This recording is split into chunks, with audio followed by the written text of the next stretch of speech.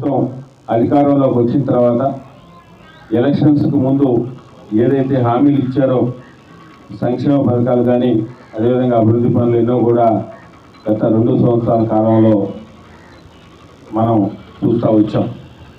నిన్నటి రోజున 2 సంవత్సరాలు పూర్తయిన సందర్భంగా కూటమి ప్రభుత్వం అధికారంలోకి వచ్చిన తెలుగుదేశం జనసేన బీజేపీ ప్రభుత్వం అధికారంలోకి వచ్చిన తర్వాత నెల్లూరు రూరల్ నియోజకవర్గంలో శాసనసభ్యులు శ్రీరెడ్డి గారి ఆధ్వర్యంలో ఏమేమి అభివృద్ధి పనులు చేశామో కూడా నిన్నటి రోజున పూర్తిగా అందరికి కూడా వివరించడం కూడా జరిగింది.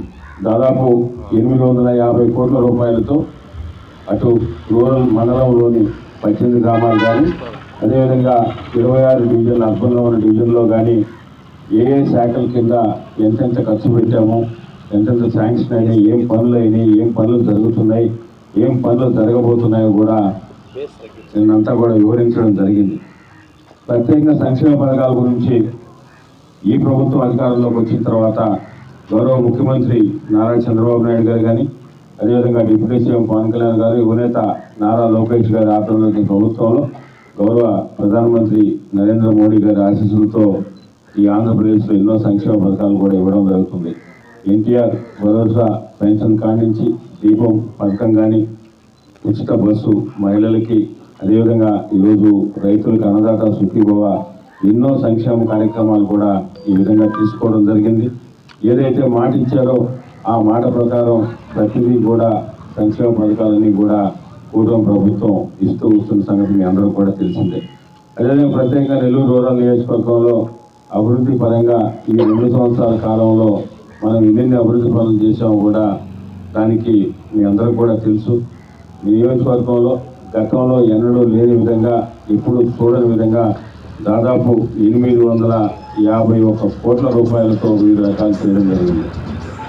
ఈరోజు మనం మాట్లాడుకున్నప్పుడు అన్నదాత సుఖీభవకు సంబంధించి ఏదైతే మాట్లాడుతున్నామో నెల్లూరు రూరల్ నియోజకవర్గంలో దాదాపు 5299 మంది రైతులకి 3,47,00,000 రూపాయలని ఈరోజు మనం గౌరవ ముఖ్యమంత్రి గారి చేతుల మీదుగా నెల్లూరు రూరల్ నియోజకవర్గం రైతులందరూ కూడా తీసుకోవడం జరుగుతుంది.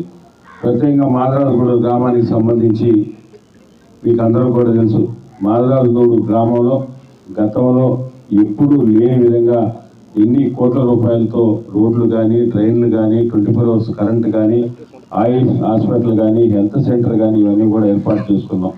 మీరందరూ కూడా ఏదైతే నియోజకవర్గంలో డెవలప్మెంట్ జరుగుతుందో మీ అందరూ కూడా ఇన్ని కూడా ఒకసారి మీరు అందరూ కూడా చూస్తూ ఉన్నారు. కాబట్టి ఏ ప్రభుత్వం, ఈ కూటమి ప్రభుత్వం వచ్చిన తర్వాత 3వసారి శాసనసభ్యులుగా శ్రీరెడ్డి గారికి వచ్చిన తర్వాత నెల్లూరు రూరల్ నియోజకవర్గంలో అందరం కలిసి కింద స్థాయి కార్యకర్త నుంచి ఎమ్మెల్యే గారి దాకా ఎంత కష్టపడుతున్నామో, ఎంత అభివృద్ధి పనులు చేస్తున్నామో ఇవన్నీ కూడా మీరు అందరూ చూస్తూ ఉన్నారు. ఎందుకంటే ఏదో ఎలక్షన్స్ వస్తాయి పోతూ ఉంటాయి. ఎలక్షన్స్ వచ్చినప్పుడు ఏదో వచ్చేవాళ్ళం కాదు, ఎలక్షన్స్ లేకుంటే కనపడేవాళ్ళం కాకుండా నియోజకవర్గంలో గత 12 సంవత్సరాల నుంచి కూడా మీ అందరి దయతో, మీ భిక్షతో 1-3 సార్లు శాసనసభ్యులుగా శ్రీరెడ్డి గారు ఎన్నికైనారు. దాని గురించి ఎప్పుడు కూడా మేము ఆరాటపడుతూ ఉంటాం. ఏదో ఒక ఊళ్ళో ఏం చేయాలా, ఎందుకంటే మనం ఏదైనా పని చేయాలంటే గ్రామంలో కానీ డివిజన్లో కానీ పూర్తిగా గ్రామం గురించి కానీ అదేవిధంగా డివిజన్ గురించి కానీ క్షుణ్ణంగా తెలిసి ఉండాలి. 1-3-4 సార్లు పాదయాత్ర చేస్తున్నాం కాబట్టి ఏ వీధిలోనైనా అదేవిధంగా ఎక్కడ ఏ డివిజన్లో అయినా ఏ గ్రామంలో అయినా పూర్తిగా ఏమేమి చేయాలి, ఎన్ని సంవత్సరాల నుంచి ఈ పనులన్నీ ఉన్నాయి, ఎన్ని సంవత్సరాల నుంచి పెండింగ్ ఉన్నాయనేది పూర్తిగా క్షుణ్ణంగా ఒక అవగాహన ఉంది. కాబట్టి ఈ టెక్నో ఒలింపియాడ్, సివో స్పార్క్, మెడిస్పార్క్ వంటి ఆధునిక అకాడమిక్ ప్రోగ్రామ్స్ ద్వారా విద్యార్థుల్లో లాజికల్ థింకింగ్, సైన్స్ అవగాహన మరియు విశ్లేషణాత్మక నైపుణ్యాలను అభివృద్ధి చేస్తూ సిబిఎస్ఈ అండ్ స్టేట్ బోర్డు కరికులంలలో అత్యుత్తమ ఫలితాల సాధనకు దృఢమైన పునాది వేస్తోంది నారాయణ.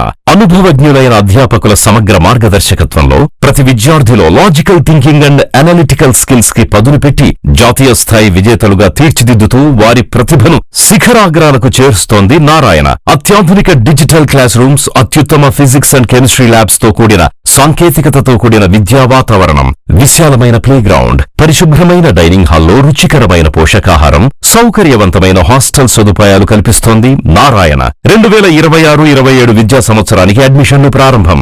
వావిలేటిపాడు, ధనలక్ష్మీపురం, నెల్లూరు.